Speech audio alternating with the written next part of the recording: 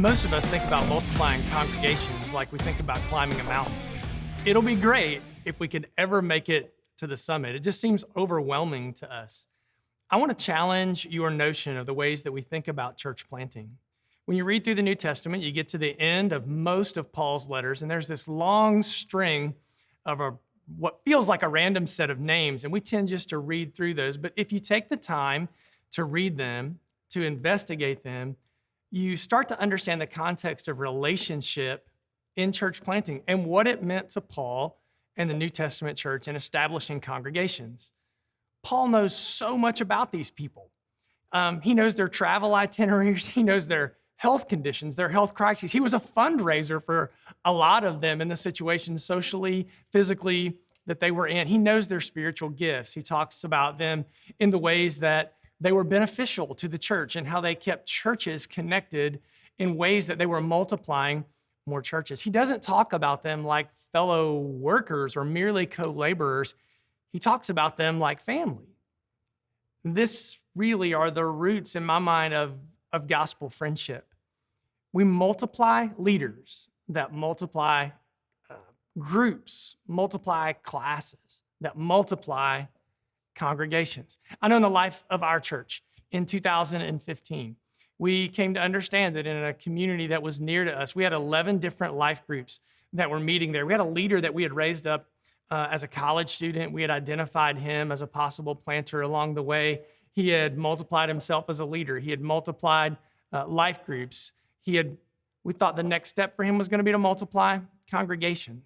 So we took these 11 life groups and we matched them up with our leader and we planted in that community.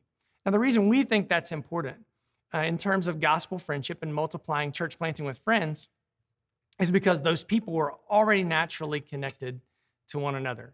The most natural thing for them to do was to congregationalize in that community. And I would say it this way, that it was harder for them to not go with a new congregation. It was harder for them to not be part of that new plant. For the people in those 11 life groups, because their kids were already friends. They were already friends. They had already walked through crises together. So they carried the DNA, the culture, the nomenclature of our church into that community as a local congregation with a local leader that was raised up out of our church. In 2018, on the other side of our original location, we had 9 life groups. There was a leader that we raised up that understood us. He understood our DNA, understood our culture and all those things.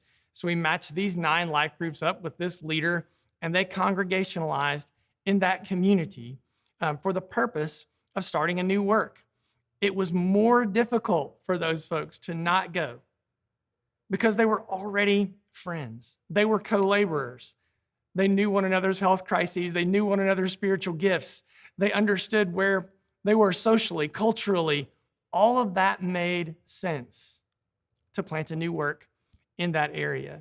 So I would encourage you, as you think about multiplying, don't think about taking the summit of a mountain. That's overwhelming. Find a leader. Ask a leader to multiply themselves. Multiply a new group. Look at a new geographic area. Take a leader. Say, hey, try and start a small group. And if it goes well, multiply that group into 2 groups. Maybe you've got the beginning of church planting movement. You've got a leader who can multiply themselves. And once they multiply themselves, they can multiply groups. And if they can multiply groups, they can turn those groups into a congregation. And they can do that in the context of friendship. It's not just a random group of people that you're trying to pull together. Churches in a region can do this. Each of them could start a group. They could start a group in a different area where they're all considering planting a church together. And as they each start a group and those groups grow, those groups can grow together in the context of friendship and become a new congregation. So don't feel overwhelmed. When we think about church planting, we think about sending at least 10% of our congregation to go plant a new church. We call it tithing our church for the purpose of multiplication.